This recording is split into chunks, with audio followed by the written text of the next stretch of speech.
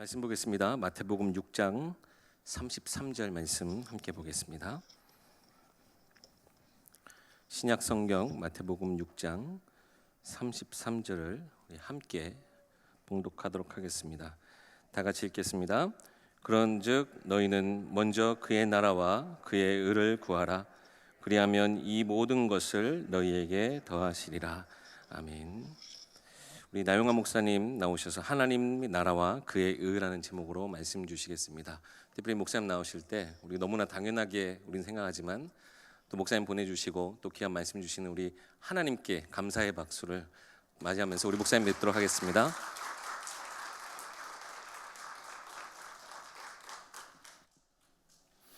반갑습니다. 저 뒷동네 감사합니다. 반갑습니다. 지난 6월 달에 제가 와서 말씀 전할 때 제목이 뭐였어요? 설교 제목이? 우리나라, 우리 민족. 우리 민족, 우리나라. 그 제목으로 전해드렸는데 6월 달에는 국가 기념일 중에서 뭐가 빠져 있다고 그랬어요? 6.25가 빠져 있고 7월 달에는 국가 기념일에서 뭐가 빠져 있어요? 제헌절이 빠져 있어. 제헌절이 빠져 있거든요. 그러다 보니까는 6.25에 대해서 지금 학생들이 굉장히 많이 오해하고 있잖아요. 북한이 남침했다. 그 사실 인정 안 하는 학생들이 많고 또 7월 17일 우리 제헌절 빼버리고 나니까는 정말 우리나라의 헌법이 얼마나 중요한가, 우리나라가 지금 어떤 나라로 하나님이 세우셨는가, 거기에 대한 깊은 이해가 많이 부족해요. 이번 달에 7월입니다. 그래서 다음 주가 7월 17일인데 제헌절을 염두에 두고 오늘은 하나님의 나라와 그의 의라는 제목으로 말씀을 드리겠습니다. 국가의 기초는 헌법이에요. 헌법이 제대로 세워지지 아니하면 국가가 제대로 세워질 수가 없어요. 지난번에도 말씀드렸지만 정말 하나님께서 우리나라는 특별히 선택된 민족으로 세우시고 선택된 나라로 세우셔서 지난 100년 동안 선교하는 민족, 선교하는 나라로 복을 엄청 주셨거든요. 보통 큰 복을 주신 거 아니에요.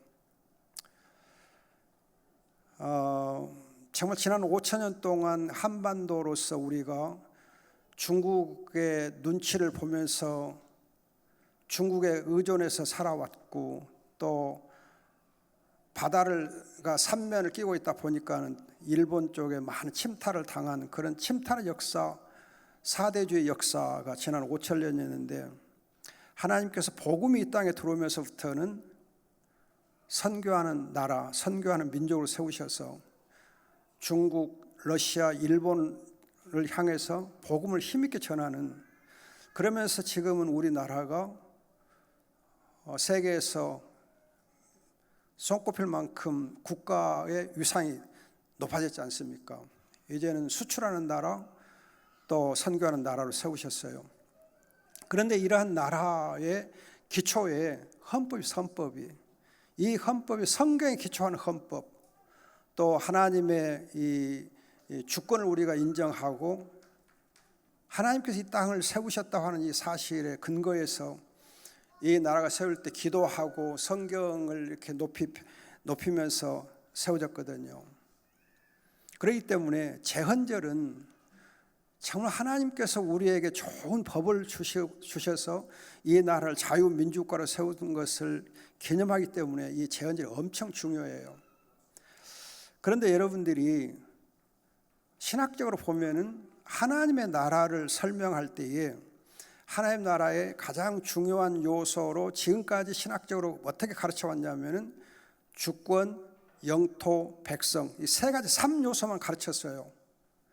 그러니까 하나님의 나라가 정말 세워질 때 보면은 주권이 있어야 되고, 그리고 하나님의 주권, 그리고 백성, 영토, 이 세 가지를 얘기했는데, 저는 하나님의 의, 정의, 법 없이는 이 나라가 있을 수 없다는 거예요.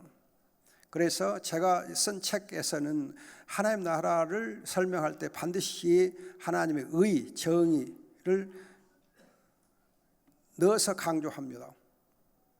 여러분들이 마태복음 6장 33절을 보시면은 하나님의 나라와 그리고 그 다음에 그분의 의를 같이 구하라 되어 있어요. 그렇기 때문에 하나님의 의가 없는 하나님 나라는 없어요. 그런데 지금까지 대개 목사님들 설교하고 보면은 하나님의 나라는 강조하되 하나님의 의는 빼고 강조했거든요. 의가 없어요.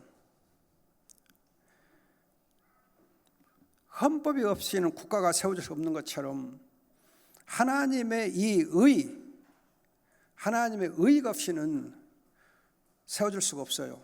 하나님 나라가.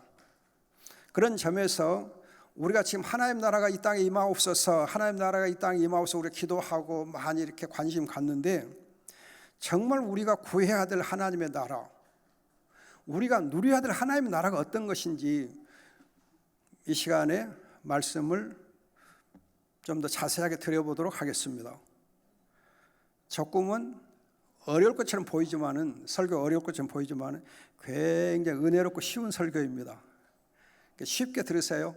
그냥 귀를 이렇게 그냥 가볍게 여시고 들으시면 되겠습니다. 우리 신학교에서 보면 학생들이 제 과목이 조지신학이기 때문에 굉장히 어렵게 생각합니다. 근데 강의를 듣다 보면 너무 쉬우니까는 조지신학이 이렇게 쉬워요 그래요. 제 설교 엄청 쉽습니다. 여러분들이 들으시면서 크게 은혜가 됐으면 좋겠습니다. 우선 여러분, 하나님의 나라는 누가 세웠는가? 누가 하나님의 나라를 세웠는가?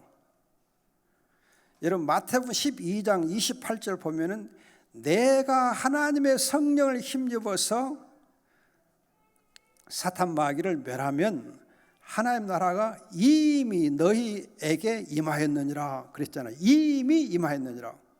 내가 마귀를 멸하면 하나님 나라가 이미 임하였느니라.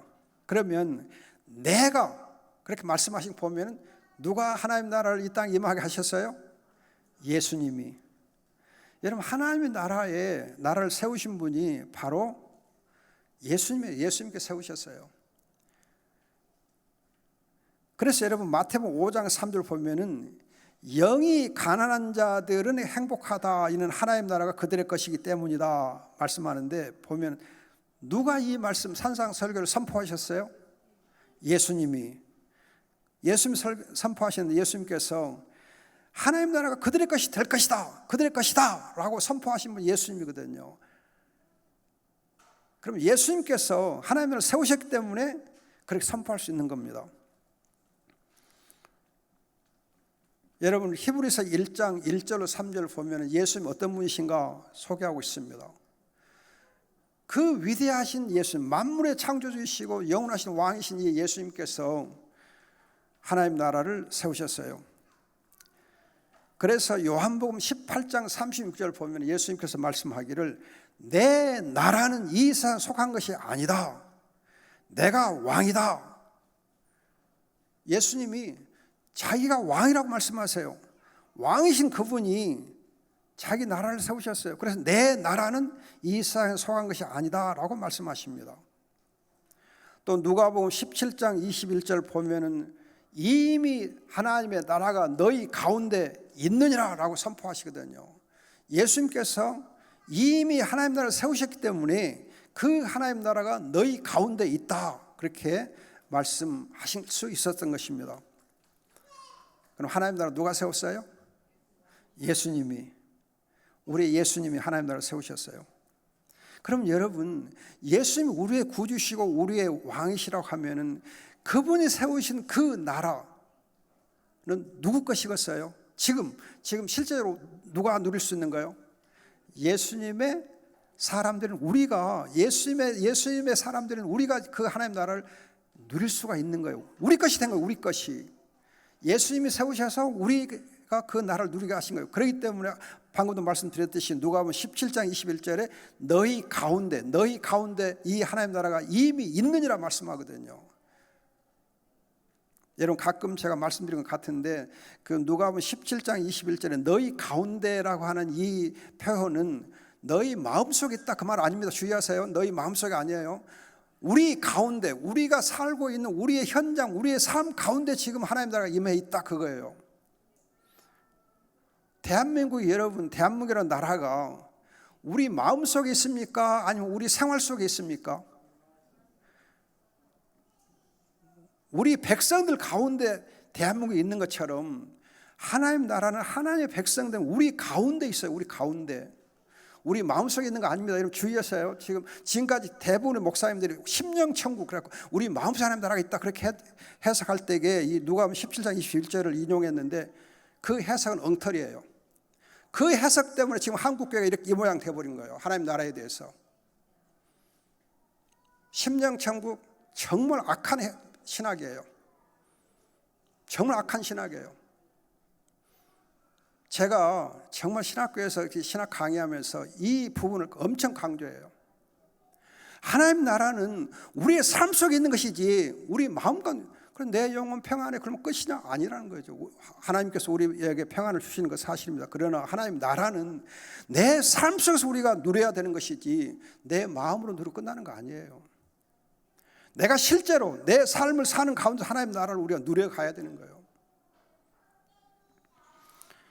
그러면 여러분 하나님께서 예수님께서 이 나라를 어떻게 세우셨는가? 하나님 나라를 예수님께서 세우실 때 어떻게 세우셨는가? 생각해 보세요. 여러분 예를 들어서 우리 대한민국을 나라를 세울 때 70여 년 전에 이 나라를 세울 때 어떻게 세웠어요? 이 나라를 세울 때 어떻게 세웠어요? 여러분 일제치하에서 얼마만큼 우리의 선조들이 또 우리 믿음의 선배들이 이 나라를 되찾고 이 나라를 세우기 위해서 어떻게 했어요? 많은 분들이 피를 흘리고 죽음을 당하고 또 많은 순교를 당하고 하면서 이 나라를 위해서 정말 피를 흘려서 싸워가지고 세운 나라가 대한민국이잖아요. 그냥 이 나라 세워진 거 아니에요. 여러분 일본이 원자탄 두들겨 맞고 패전해서 세워진 것으로만 생각하면 안 돼요. 일본이 패망했기 때문에 우리나라가 세워졌다 그렇게 생각할 거 아니고 우리의 많은 조상들이 정말 지난 수십 년 동안 피를 흘리고 이 나라를 위해서 싸우고 투쟁하고 목숨을 많이 잃어가면서 순교하면서 그렇게 세운 나라가 이 나라예요. 또 우리의 믿음의 조상들과 많은 교회들이 얼마나 많이 이 나라를 세우기 위해서 기도를 얼마나 많이 했습니까? 눈물로 기도하고 해서 세운 나라가 대한민국이에요. 그런 것처럼 예수님께서 하나님 나라를 세울 때 어떻게 세우셨는가? 피를 흘려 세우셨어요. 피를 흘려서 십자가상에서 피를 흘리셔서 그 핏값으로 하나님 나라를 세우셨어요. 그냥 세워진 거 아닙니다. 십자가의 피를 그 피를 값을 주고 지불하셔서 하나님의 진노와 저주를 막으시고 그 피의 십자가로 사탄 마귀를 멸하시면서 하나님 나라를 세우셨지 않습니까? 그리스도의 피가 없이는 이 하나님 나라가 없어요.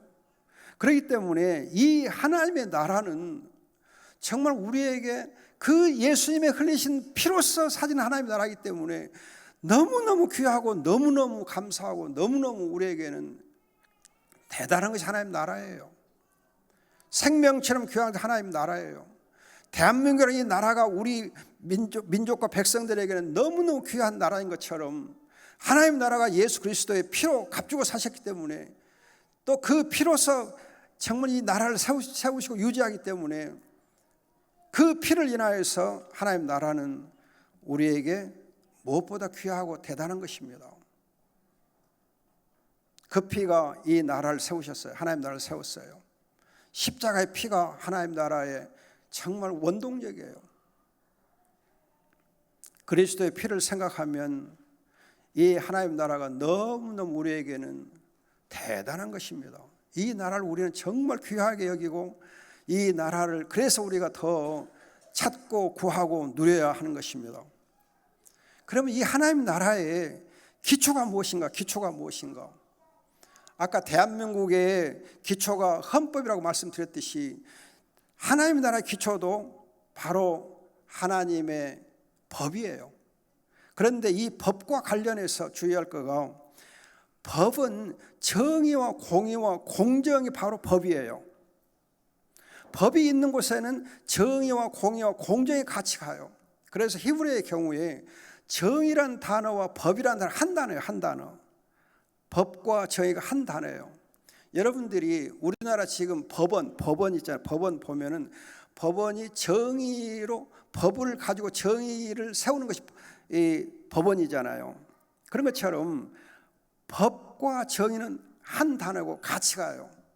그렇기 때문에 하나님의 나라의 기초가 법이라 하는 이 말은 정의와 공의와 공정이 바로 하나님의 나라의 기초다, 그런 말씀이에요.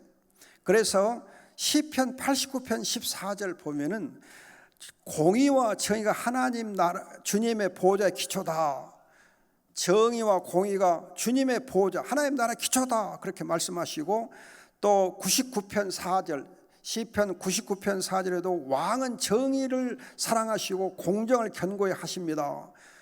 왕이 그의 나라를 위해서 정의를 사랑하고 공정을 견고히 한다 그래요. 또 이사야서 11장 4절에도 공의로 가난한 자들을 재판하고 공정하게, 즉 공정으로 고통받는 자들을 판결할 것이다 해요. 이사야서 5장 7절 보면 정의와 공의를 하나님이 기대하신다 말씀하십니다. 그래서 잠언 1장 3절 2장 9절 보면 공의와 정의와 공정이 바로 하나님 나라의 기초인 것을 강조해요. 여러분, 잠언은 그저 지혜로운 말을 우리 가르쳐 주려고 하는 거 아니고, 잠언은 어떤 것이 지혜로운 삶인가? 정의와 공의와 공정을 행하는 그 삶이 지혜로운 삶을 가르치는 것이 바로 잠언이에요. 잠언에서 여러분들이 잠언 1장 2절 3절 보면 정의와 공의와 공정을 가르쳐요. 이 정의와 공의와 공정이 잠언에서 일관되게 강조돼요. 그래서 우리가 정말 잠언의 말씀만 보더라도 우리가 지혜롭게 하나님 앞에서 사는 삶을 살려면 정의와 공의와 공정을 행하지 않고는 안 됩니다. 그래서 여러분, 성경 몇 구절을 제가 한번 같이 찾아보고 싶습니다. 예레미야서 9장 24절, 예레미야서 9장 24절. 예레미야서 9장 24절. 제가 읽어드립니다. 자랑하는 자는 이것으로 자랑할지니 곧 명철하여 나를 아는 것과 나 여호와는 사랑과 정의와 공의를 땅에 행하는 자인 줄 깨닫는 것이라. 나는 이 일을 기뻐하노라. 여호와의 말씀이니라. 여호와가 무엇을 기뻐하세요? 사랑과 정의와 공의를 땅에 행하는 자인 줄 깨달으라. 이 일을 기뻐하노라. 사랑과 정의와 공의를 내가 행하는 것을 기뻐하노라. 하나님의 말씀이니라. 여러분, 또 이제 아모스서 5장 24절, 아모스서 5장 24절.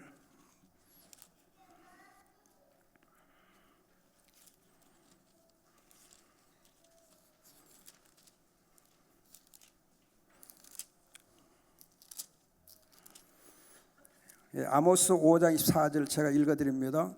오직 정의를 물같이 공의를 마르지 않는 강같이 흐르게 할지어다. 우리 잘 아는 구절이잖아요. 많이 들었어요. 정의를 물같이 공의를 마르지 않는 강같이 흐르게 할지어다.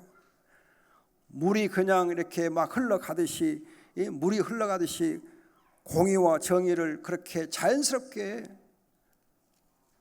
행하라 하는 뜻입니다.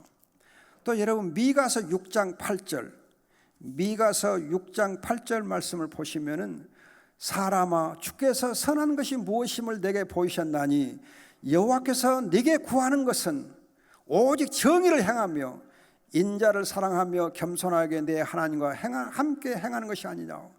하나님 내게 구하는 것이 무엇이냐? 정의를 행하는 거, 정의를 행하는 거. 그걸 구하신다는 거예요. 정의를 행하는 가운데 사랑하고 겸손하게 하나님과 동행하라는 거예요. 정의 없이 하나님과 동행하는 거 없다는 거예요.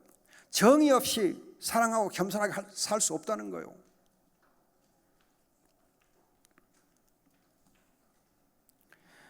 여러분들이 정말 하나님께서 우리에게 구하는 것이 무엇이냐?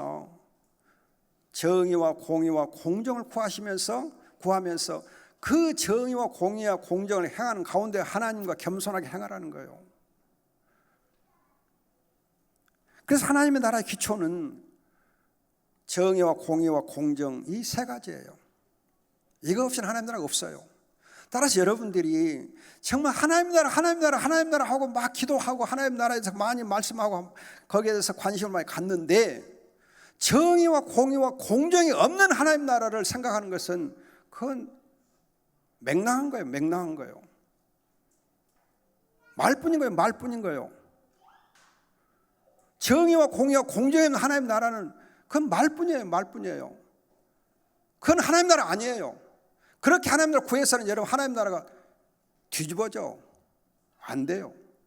내용이 없이 하나님 나라를 구해서는 안 되는 거예요. 여러분 기도할 때 내용이 있게 기도를 해야 그 기도가 진짜지. 내용이 없는 기도가 무슨 기도예요? 방금 우리 기도하신 김 집사님 기도를 열심히 정말 은혜 가운데 잘 해주셨는데 제가 기도 들어보면서 기도로 준비를 많이 하시고 하셨구나. 이 집사님이시구나. 이정은 집사님. 정말 기도를 준비를 많이 하고 하셨어요. 그렇게 기도가 준비가 잘 되어 있는 내용이 진짜 잘 짜여 있는 기도를 하시면 하나님 기뻐하세요. 기뻐 받으세요. 그러나 그 기도가 내용이 없이 준비가 없는 기도를 한다고 하면 하나님 기뻐하시겠어요? 안 받으시지.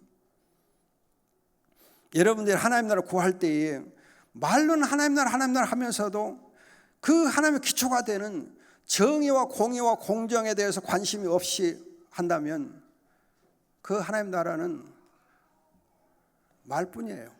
헛것이에요. 의미가 없어요. 그럼 여러분 정의가 뭐고 공의가 뭐고 공정이 무엇이냐? 성경이 말하는 정의가 뭐냐? 방금도 말씀드렸듯이 정의라 하는 단어가 법이라고도 번역이 돼요. 법이라고도 번역돼요. 법. 그래서 시편 119편 보면은 거기 법이라는 단어들이 다 정의라는 단어 한 단어입니다. 정의와 법 같은 단어예요.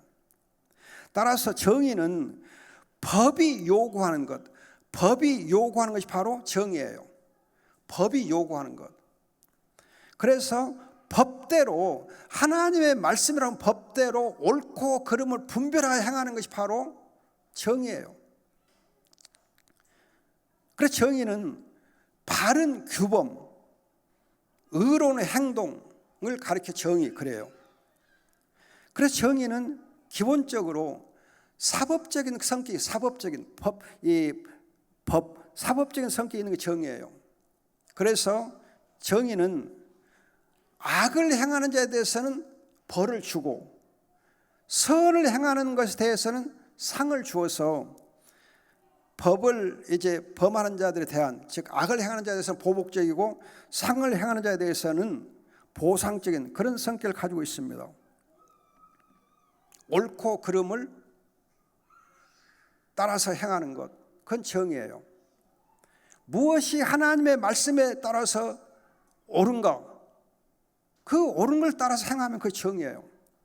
여러분들이 정말 주의할 것은 무엇이 옳고 그른가를 판단할 때 하나님의 말씀, 성경 말씀, 진리의 말씀이 기준이 돼야지 세상 사람들의 의견, 세상 사람의 여론이 기준이 되면 안 돼요. 지금 요즘 뉴스에 보면 미국의 그 대법원이 낙태 금지한 것을 이제 합헌으로 이렇게 했거든요. 그로 인해서 그냥 이렇게 뭐 많은 사람들이 뭐 자유를 부르짖는 사람들이 낙태를 금하다니 무슨 말이야? 여자의 선택권이 중요하지. 그러면서 지금 반대를 막 하고 있잖아요. 그러면서 지금 대법원의 그동안 내렸던 판결을 뒤집은 것에 대해서 굉장히 이제 반대 여론이 뭐 심하다 그러면서 여론조사에 가면 60% 이상이 지금 대법원의 그런 것을 반대한다 그렇게 하고 있어요. 여러분, 여자의 선택권은 중요하고 뱃속에 있는 태아의 생명권은 중요하지 않는가요? 여러분 생각해 보세요. 생명권이 더 중요합니까? 여자의 선택권이 더 중요합니까? 여러분 지금 저기 어린아이들이 몇 있는데 저 어린아이들의 생명권하고 여자의 어머니의 선택권하고 어떤 게 더 중요해요? 여러분 이 생명은 천하를 주고도 바꿀 수 없는 생명이에요. 천하를 주고도 바꿀 수 없는 생명이요. 이 생명권에 대해서는 중요하게 생각하지 않고 여자의 건강권, 여자의 생명 선택권, 내 기분에 애기 낳기 싫어. 여자의 기분을 더 존중하고 어린아이 생명권은 존중하라고. 하나님의 말씀은 생명은 천하보다 귀하다고 하고 있어요. 그렇기 때문에 여러분 낙태를 허용하는 것은 생명권을 부정하는 거기 때문에 정말 악한 거예요. 악한 거예요. 어떤 어머니가 자기가 낳은 자식을 죽이려고 하는 사람이 어디 있겠습니까? 그런데 세상에 태어나면 그 생명은 생명이고 아직 태어나지 아니한 생명은 생명이 아니고 어떻게 그렇게 할 수 있어요? 여러분들이 산부인과 의사들의 말씀을 들어보면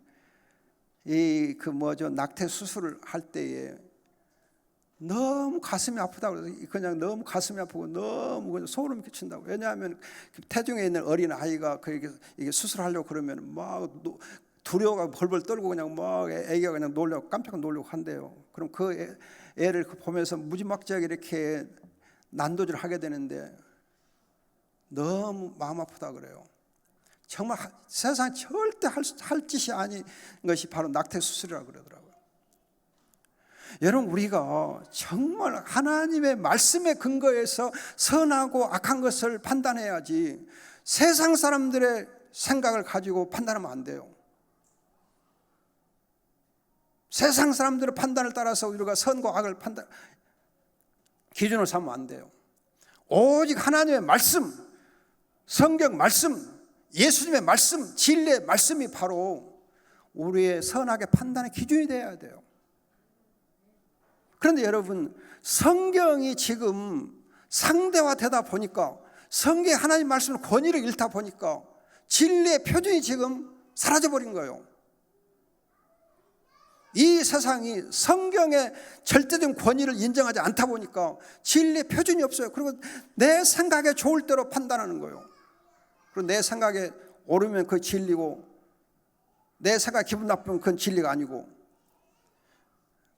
그러고는 안 되는 거죠. 그러면 안 돼요. 그러면 안 돼요. 여러분 성경의 대표적인 법이 십계명입니다. 성경의 대표적인 법이 십계명이에요. 이 십계명이 정의예요. 이 십계명은 과거에도 지금도 내일도 항상 영원한 법이에요. 그리고 십계명과 함께 여러분 출애굽기 21장 보면은 종의 인권에 관한 법이라든지 가난한 자들에 대한 보호법이라는 그런 법들이 또 많이 있어요. 이 법들이 바로 진리예요. 그리고 정의예요. 사실 우리나라 헌법도 이 성경에 있는 십계명과 종에 관한 법, 가난에 대한 보호법 이런 법들의 근거에서 헌법이 만들어진 거예요. 성경의 이 십계명과 그 외 인권법은 모든 이제 이 선진국들의 헌법 기초예요. 기초법이에요. 여러분 정의가 없으면 사도 이사야서 5장 7절 보면 정의가 없으면 살육 포악이 심하다 그래요. 살육과 포악이 심해요. 여러분 하나님의 정의, 하나님의 법이 없으면 살육과 포악이 난무하게 돼요. 그래서 말씀드리지만 지금 우리 말하기 좀 힘들지만 여러분 낙태 이건 정말 살육의 포악이에요. 살육 중에 가장 악한 살육이 낙태고 포악이에요. 정의가 없으면, 법이 없으면 이런 것들이 자행되게 돼 있어요. 그리고도 괜찮아 그러거든요. 말이 안 되죠. 여러분, 정의가 없으니까 얼마 전에 여러분 어떤 초등학생 부모들이 그 어디죠? 목포 뭐 앞바다에 가서 이렇게 자동차 이렇게로 가족이 죽었잖아요. 여러분, 그 10살 된 그 예쁜 애기 자기 딸, 그 애를 어떻게 부모들이 정말 좀 가정 생활이 좀 어렵고 힘들고 하다가 해서 같이 데려가 죽일 수 있어요. 너무 안타깝더라고요. 여러분, 우리가 보면은 그렇게 저의가 없으면 살육과 포악이 자기 자녀들에 대해서 자행될 수 있어요. 안타까운 거죠. 정말 가슴 아픈 일이죠. 이 저의가 없으면 하나님 나라 기초가 무너져요. 그 다음 공의는 뭔가? 공의는 항상 정의와 함께 이 공의가 같이 성경에서 사용됩니다. 정의와 공의는 같이 가요. 그래서 시편 72편 보면 정의와 공의가 같이 언급됩니다. 이 공의는 바르게 행하되, 즉 정의, 바르게 행하되 관대하게 행하는 것을 공의라. 관대하게 행하는 것, 관대하게 행하는 것. 그래서 이 정의와 공의의 경우는 인애, 이제 지금 우리 성경 인자라고 많이 번역되어 있는데 인애하고 변함없는 사랑과 항상 같이 행하게 되어 있는 것이 공의예요. 인애를 통해서 공의를 행하게 되어 있어요.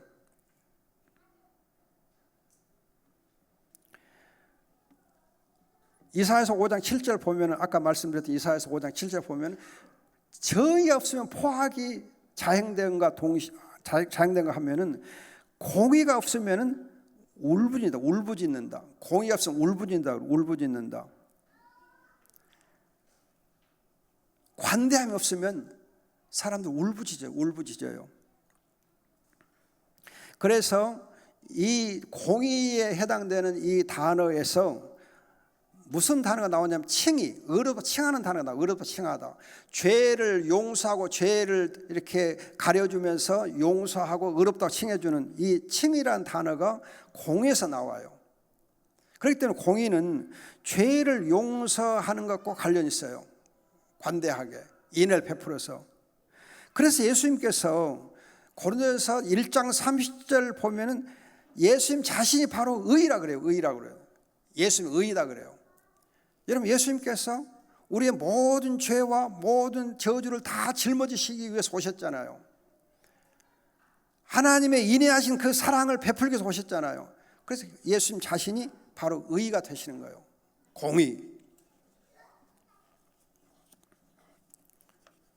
공의가 없이는 하나님 나라가 세워질 수 없습니다. 정의가 있을 수 없어요.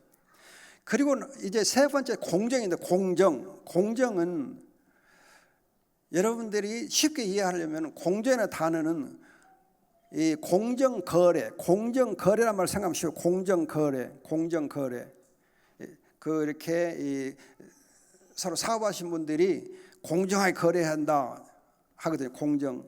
그러면 이 공정이 뭐냐 하면은요, 이 서로 기울어짐이 없이 형평에 맞게 그렇게 행하는 것을 공정 그래요. 즉 약한 사람들에 대해서 힘이 좀 있는 사람이 배려해 주는 걸 두고 공정 그래요. 여러분들이 또 다른 예를 들면 축구를 할 때에 페어플레이 하라 그래. 페어플레이 하라. 그럼 공정하게 경기를 해라 그러거든요. 그럼 페어플레이가 뭐냐? 좀 힘이 센 선수가 힘이 좀 약한 선수에게 태클을 걸거나 파울을 하지 말고 좀 봐줘가면서 그 사람들을 이렇게 잘 보호해 주면서 경기를 깔끔하게 하라, 그 얘기거든요. 힘이 없고 가난한 자들에 대해서 그들도 행복하게 살 수 있는 권리를 인정해 주고 그들과 함께 더불어 살 수 있도록 하는 것이 바로 공정이에요. 그래서 공정은 분배적인 성격이 있어요. 분배적인. 부유한 자가 가난한 자들을 섬겨주는 것, 그게 공정이에요. 힘이 있는 자, 힘이 없는 자를 섬겨주는 것이 바로 공정이에요. 그렇기 때문에 정의의 경우는 바르게, 공의의 경우는 관대하게, 공정의 경우는 힘이 없는 자, 연약한 자들을 섬겨줌으로 해서, 도움을 줌으로 해서 베푸는 것이 공정이에요. 이런 정의와 공의와 공정이 바로 하나님 나라의 기초가 되는 거예요. 이거 없이는 하나님 나라 세워질 수가 없어요.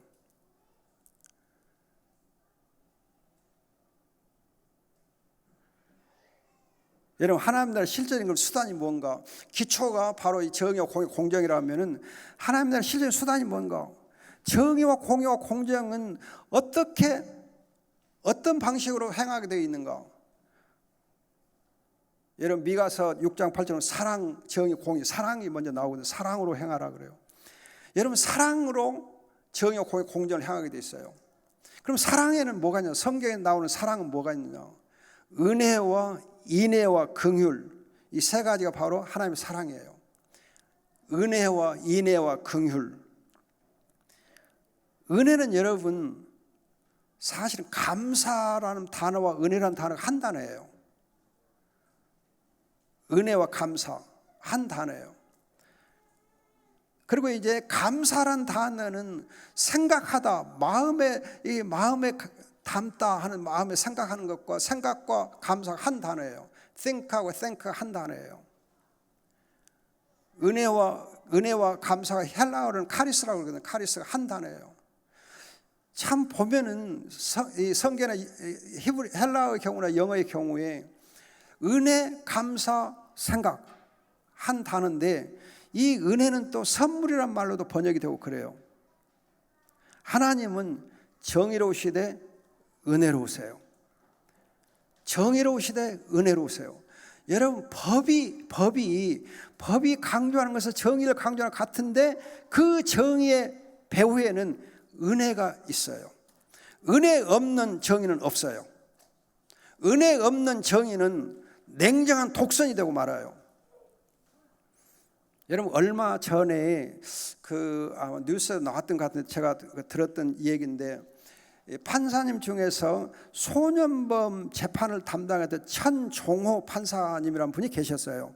아마 여러분들 옛날에 그분 이름 기억날 거예요. 즉, 소년범들을 재판할 때에 이 소년범들 자기 집에 데려다가 이렇게 먹여주고 또 길러주고 또 이렇게 무슨 잘못한 거 있으면 또 다 물어주고 하면서 그 애들을 잘 이렇게 보살펴서 애들을 벌을 주는 대신에 애들이 다시 일어설 수 있도록, 재기할 수 있도록 그렇게 잘 은혜를 베풀어 줬던 분이 천종호 판사였어요. 그래서 그분을 통해서 많은 이렇게 청소년들이 감옥에 가는 대신에 자기 집에서 판사가 잘 케어해줘, 관리해줘 갖고 사람 만들어줘. 그래서 그 애들이 잘 자라서 정말 이렇게 사회에 잘 적응했다 하는 그 뉴스가 전번에 있었습니다. 이렇게 천종호 판사님처럼 법을 집행하되 은혜로 호의를 베풀어서, 선의를 베풀어서, 그래서 은혜로 용서를 해주고 그 은혜를 통하여서 법을 행할 수 있는 능력을 길러주는 것이 바로 은혜예요. 그럴 때 은혜와 법이 같이 가요. 정의와 은혜가 같이 가요. 자, 성경은 여러분 참 대단해요. 정의를 말하는 것 같으면서도 은혜로 정의를 행하게 하고, 그래서 은혜를 베풀어 줘서 정의를 행할 수 있는 능력을 길러주는 것이 하나님이에요. 그 다음에 인애는 내리사랑, 아가페가 인애인데, 여러분 헤세드 아가페, 이 인애는 오래 참는 사랑. 여러분 이 고린도서 13장에 있는 사랑은 바로 인애를 얘기합니다. 인애, 변함없는 사랑, 한결같은 사랑, 견고한 사랑, 인애예요. 언약적 사랑. 이 인애는 공의와 정의와 항상 함께 사용됩니다. 여러분들이 시편 101편, 103편 보면은 그 인애에 대해서 많이 강조해요. 공의와 정의와 함께 이 인애가 행해져요.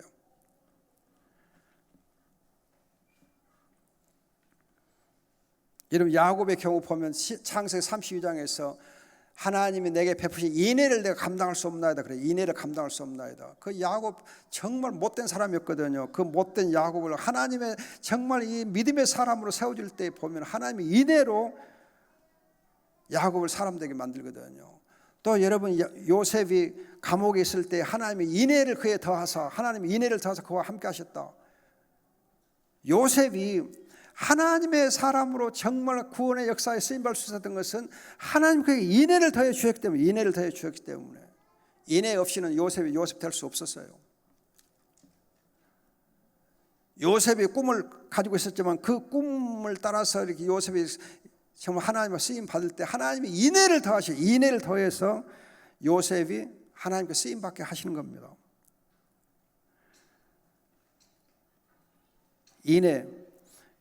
여러분 시편 136편에 인애란 단어가 구절마다 나오거든요. 하나님의 모든 창조, 하나님의 모든 구속사에게 다 하나님의 인애로 되어졌어요. 그 다음 세 번째 단어가 긍휼이에요. 긍휼. 긍휼은 아픔을 함께 하는 것이 긍휼이에요. 아픔을 함께 하는 거. 아픔을 함께 하려면 깊은 속정이 있어야만 아픔을 함께 할 수 있습니다. 은혜와 인애는 반드시 긍휼과 함께 베풀어져요. 제가 드라마 중에 허준이라는 드라마를 좋아합니다. 그래서 그냥 제 방송 자꾸 봐요. 제 방송 요즘도 봐요. 허준. 왜 허준을 좋아하는 줄 아십니까? 허준의 의술이 좋아서요? 아니에요. 허준을 보면은 의사에게 필요한 것이 뭔가, 의사에게 절대로 필요한 건 뭔가 기술이냐? 그게 아니고 긍휼. 의사에게 필요한 긍휼, 환자의 아픔을 함께 나눌 줄 아는 긍휼이 있어야만 좋은 의사가 된다는 거예요. 긍휼이 없는 의사는 의사가 아니라는 거예요. 여러분 예수님께 보면 긍휼을 베풀어서 불쌍히 여기서 치료하시잖아요. 긍휼. 예수님께서 5,000명을 먹이실 때도 그들을 불쌍히 여기셔서 긍휼을 베푸셔서 먹이시거든요. 그래서 허준이라는 그 드라마에서 강조되는 단어가 뭐냐면 긍휼이라는 단어와 함께 의사는 심의, 마음으로 치료하는 의사, 심의가 진짜 명이다 그래요. 아픔을 함께 나눌 수 있을 줄 알아야 돼요. 그래야 좋은 의사예요. 여러분 정말 우리가 하나님의 나라를 구함에 있어서 긍휼이 없이는, 긍휼과 함께하는 은혜와 인애가 없이는 안 돼요. 긍휼, 마음을 나눌 줄 아는 것,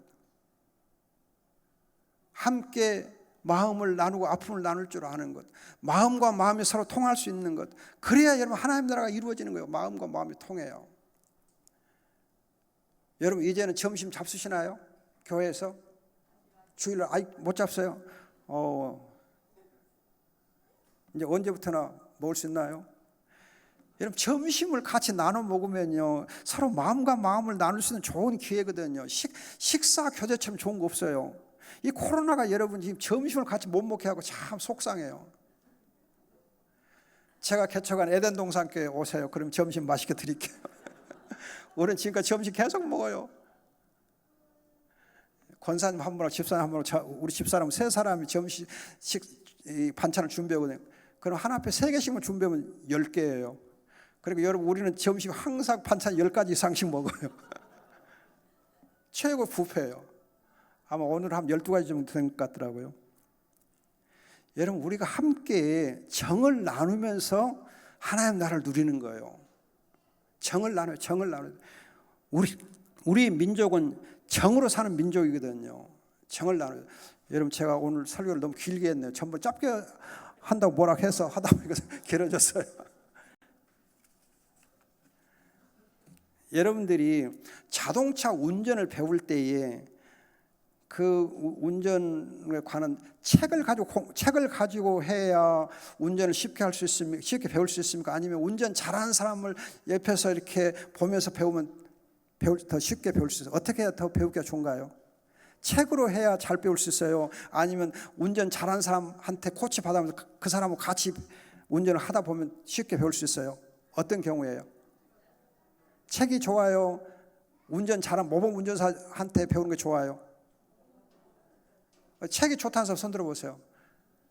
아, 공부를 좋아하구나. 나는 공부 좋기는 하지만 힘든데. 모범 운전자 옆에 앉아서 배우면서 하면 쉽다고 생각하는 사람 손 들어보세요. 많이 드시네요. 그래요. 여러분, 배울 때에 모범 운전자한테 배우면 훨씬 쉽게 정확히 배울 수 있습니다. 그래서 운전을 잘 배우려면 좋은 운전자에게 배워야 돼요.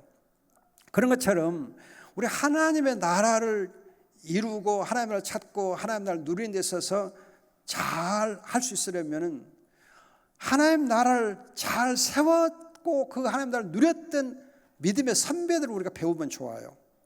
믿음의 선배들을. 정말 믿음 좋은 선배들, 하나님 나라를 이 땅에 세웠던 그 선배들 배우면 좋아요. 그래서 제가 가끔 이런 말씀 드리는데 우리 광주 지역은 정말 하나님 나라에서 귀하게 쓰임받았던 정말 대단한 분들이 우리 광주에 있었어요. 우리 100여 년 전에 오셨던 선교사님들, 폴사이스라는 선교사님, 그분 보면은 남평에서 이 문둥이, 여자 문둥이가 이렇게 눈 구덩이에 파묻혀가지고 도와주세요, 도와주세요. 그 개미 소리만큼 할 때 그 여자 문둥이를 자기가 타고 오던 그 말에 태워가지고 기독병원에 데리고 와서 양림도 데리고 와서 그 문둥이를 치료하기 시작했어요. 그렇게 해서 여러분 광주가 문둥이 치료하는 일이 시작되면서 여수 예양원이 생겨났고 소록도 생겨난 거예요. 폴사이트. 이 분과 함께 이제 이 문둥이 치료에 이제 이 문둥이 나 환자란가요? 한센병이 아니라 아무튼 그 이제 그 분들 치료하는 일이 폴사이트, 우월선 선교사, 서서평 선교사 통해서 되어졌거든요. 그리고 나서 이렇게 이 한센병 환자들 치료한 다음에 그분들이 어느 정도 좀 치료되고 이제 또 여수양원 소록도가 이렇게 안정되면서 그 다음에는 폐결핵 환자들 치료하는 일을 해요. 그래서 지금 기독병원은 지금도 폐결핵 동이 있거든요. 그때 폐결핵 환자를 치료할 때 여러분 어떤 분이 이렇게 와서 특별히 하셨냐면 카딩턴 선교사님, 그분 여러분 아시잖아요. 그분이 얼마만큼 정말 이 광주 사람들 사랑하고 또 이렇게 양림역에서 광주역까지 걸어다니면서 전도하고 그러셨거든요. 그래서 카딩턴 선교사를 보고 많은 분들이 아, 그분은 정말 성자다 그랬거든요. 그런 이제 대단한 분들을 통해서 하나님 나라가 광주에 세워졌거든요. 우리는 그분들을 잊으면 안 돼요. 그분들의 신앙의 발자취를 우리가 좀 따라야 돼요. 그분들과 함께 이제 함께 사역했던 분이 최웅종 목사님, 그리고 제가 속했던 이제 그 소속된 선교단체인 배사라 선교사가 계시는데 그 분이 바로 그분들과 함께 사역했던 분이에요. 그러면서 광주의 이 대학생들로 하여금 꿈과 정말 이렇게 희망을 심어주고 그러면서 세계 선교의 비전을 심어줬던 분이 배사라 선교사예요. 그래서 그분이 이제 이 대학생들로 하여금 정말 이 독일 광부로 선교로 나가기도 하고 독일의 간호사로 선교로 나가기도 하고 미국의 의사 선교사로 나가게 하면서 선교의 그냥 비전을 심어줬던 분이 배사라 선교사예요. 광주의 청년들로 하여금 대학생들로 하여금 세계 선교의 꿈을 안겨줬던 거예요. 그러면서 그분이 여러분 창녀촌에 들어가서 창녀들 구제하는 또 일을 했어요. 그분이 대인동에서. 그래서 UBF 회관이 대인동에 있었어요. 처음에 대인동에 있으면서 창녀촌 전도하고 또 대학생들 이렇게 꿈을 심어주고. 그분은 본래 처녀 때에 평생 처녀로 사셨지만 젊었을 때에 그분이 미국에서 부잣집 딸이었어요. 부잣집 딸. 그런데 여기 오셔가지고 단칸방에서 단칸방에서 여섯 자 단칸방에 사시면서 대학생 선교를 했어요. 제가 그분 집에 자주 놀러 갔거든요. 단칸방에서 그냥 혼자 밥해 먹으면서.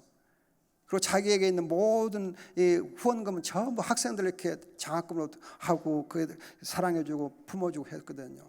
새벽부터 밤늦게까지 했어요. 새벽에 영어 성경 공부를 특히 이제 조금 똑똑한 대학생들이 영어 성경 공부 가르치고 그랬어요. 새벽에. 저도 그때 영어 성경 공부 배웠어요. 그래서 사람 된 거죠. 그분이 정말 학생들에게 자기 마음을 다 주어서 긍휼을 베풀어 줬어요. 그래서 하나님 나라 기초를 이 땅에 세우셨어요. 여러분, 정말 저는 박유성 목사님 좋아하고 존경합니다. 긍휼이 많으세요. 여러분, 긍휼이 많으신 그 목사님 통해서 이 예일교회가 이만큼 되어졌고, 그러면서 하나님의 은혜가 함께한 거지요. 긍휼을 베풀면 함께 마음을 나누는 곳에서 하나님 나라가 세워져요. 그러니까 여러분들이 하나님 나라를 이루고 하나님 나라를 찾고 할 때에 어렵게 생각하지 마시고 마음을 함께 나누는 가운데 하나님 나라를 이루면 되는 거예요. 내 마음을 주는 거예요. 마음을 서로 통하는 거예요. 변함없는 사랑, 공의와 정의와 공정을 은혜와 인애로 같이 행하면 하나님 나라가 세워지게 되어 있어요. 이 나라를 여러분 구할 때에 하나님 영광 받으십니다. 그리고 세계 선교 가능하게 돼요. 우리가 말로만 하나님 나라 구하지 마세요. 입으로만 하나님 나라 떠들지 마세요. 그건 위선이에요. 그건 교회를 망하게 해요. 위선적인 하나님 나라를 구하는 것이 교회를 망하게 해요. 어렵게 해요. 정말 우리 보수교회가, 한국 보수교회가 가장 큰 약점이 뭐냐? 하나님 나라를 말로는 하면서, 입으로는 하나님 나라 하면서도 정의와 공의와 공정, 은혜와 인애와 긍휼에 대해서는 전혀 관심이 없다는 거예요. 그리고 심령천국 그것만 주장하는 거예요. 악한 거예요. 여러분, 정말 우리가 하나님 나라를 제대로 구해서 누려서 하나님께 영광을 돌렸으면 좋겠습니다. 기도하고 마치겠습니다. 좋으신 아버지 감사합니다. 주님께서 귀한 말씀으로 함께 하시니 감사합니다. 영광 받으시옵소서. 우리가 하나님 나라를 온전히 이루고 하나님 나라를 누리게 해 주옵소서. 감사하고 귀하신 예수님의 이름으로 기도합니다. 아멘.